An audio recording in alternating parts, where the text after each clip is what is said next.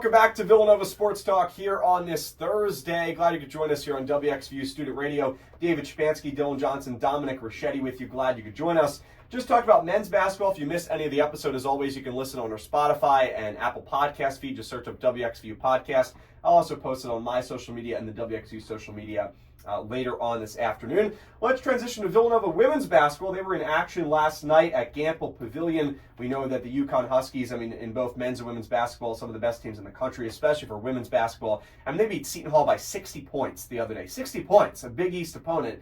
And UConn defeated Villanova 100-57 last night, so a 43-point victory for the Huskies. I believe they were around 25-point favorites coming into that game. Villanova, of course, lost to UConn earlier in January, 83-52. But, I talked about it on my social media. This was a loss that was expected for the Wildcats. UConn only has 2 losses to USC and Notre Dame. They are in a completely different, world, completely different field than Villanova right now. They have been, obviously for a long time.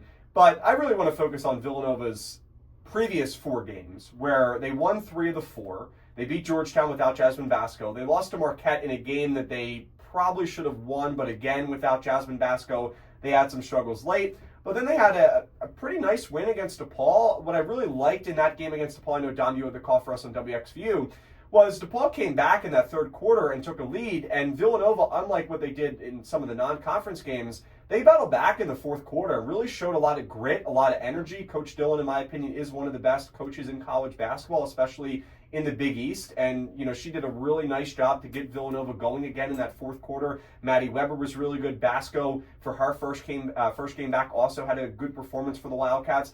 And then they beat St. John's. They won by 2. They had a comfortable lead with about 2-3 minutes left. I believe they were they had around an 8-point advantage. They let it get to just 2, but again, they held on. I thought they played well in that second half. Basco was scoreless in the first 20 minutes, got things going there in the third quarter for Villanova, which was needed because St. John's came out with a big first quarter in New York in that game, and then they lost to UConn. But, Maddie Weber, she's been playing fantastically, and I think we have to give her a lot of credit because there was a stretch of the season a couple weeks ago. They played Seton Hall, they played UConn, where she really struggled. She was scoreless in that game against Seton Hall, and that was a game that Villanova really, and I know I've said it a few times, the show, should have won games. This again, the Wildcats had a lead against Seton Hall. They really kind of bailed out Seton Hall, especially in terms of their offense. They couldn't score in the last couple minutes. Weber was scoreless in that game. She had 5 turnovers against the Pirates. But then you look at her last 5 games. She scored at least 10 points. She was named back-to-back weeks to the Big East Weekly Honor Roll, her 3rd time this season. Just on Monday, she scored 19 against Georgetown, 16 against Marquette. By the way, both of those games without Basco. Then she scored 18, had 6 rebounds against DePaul, 17, 3 rebounds, 4 assists against St. John's, and 11 points against UConn. When you picture the beginning of the season, this was the Maddie Weber that we all expected. Yeah, she's been fantastic for Villanova. She had some early season struggles. She kind of had to work things out with being sort of the go-to scorer with Basco.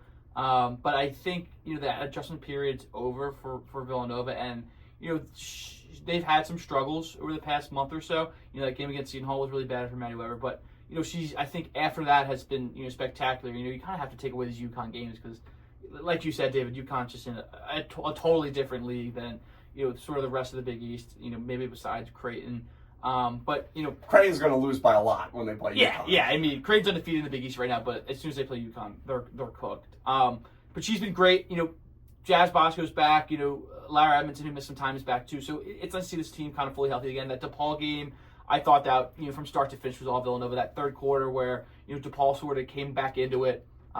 They responded in a massive way in the fourth quarter. DePaul, if I'm remembering correctly, they scored 12 points in the fourth quarter, but I feel like they had 8 points in the last minute, right? So, that last quarter, was absolutely dominated by Villanova. And you can, kind of going back to the Colin Upton talk a little bit, you can kind of see the difference between the two coaches there where, the ability to make in-game adjustments, Denise Dillon just has it, right? And, Colin Upton just doesn't. But, moving forward, I think, this Villanova team has the opportunity to pick up a lot of wins in the next few games.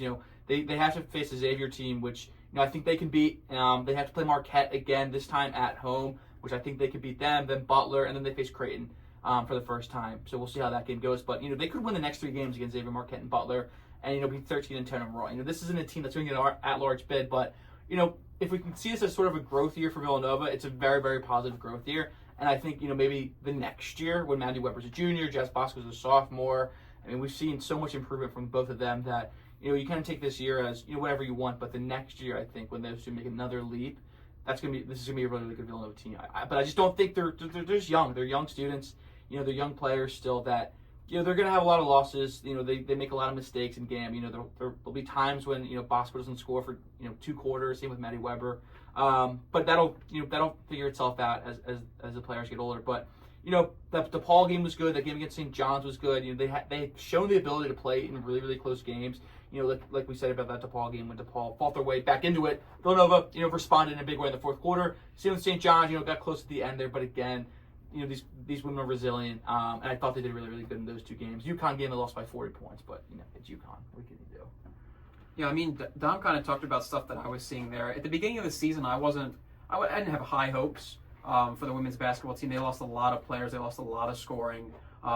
Dolce, Olsen, I mean, just some great pieces that they lost, especially Lucy Olsen. If any team loses Lucy Olsen, you're kind of in a hole, and you need to find yourself on a good side of it once you kind of dig yourself out. I think Denise Dillon and staff has done a great job. I don't want to say this season is kind of a rebuild season. Every season in college basketball, you want to go out there and try to make the tournament.